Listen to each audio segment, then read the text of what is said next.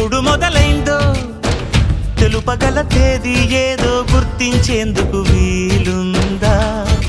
ప్రణయం ఎవరి హృదయంలో ఎప్పుడు ఉదయిస్తుందో గమనించే సమయం ఉంటుందా? ప్రేమంటే ఏమంటే చెప్పేసి ఏ మాటుంటే ఆ మాటకి తెలిసేనా ప్రేమంటే?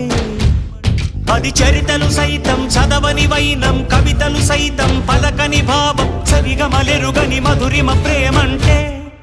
దరిదాటి ఉరకలు వేసే ఏ నదికైనా తెలిసిందా తనలో ఈ ఉరవడి పెంచిన తొలిచిన కేదంటే?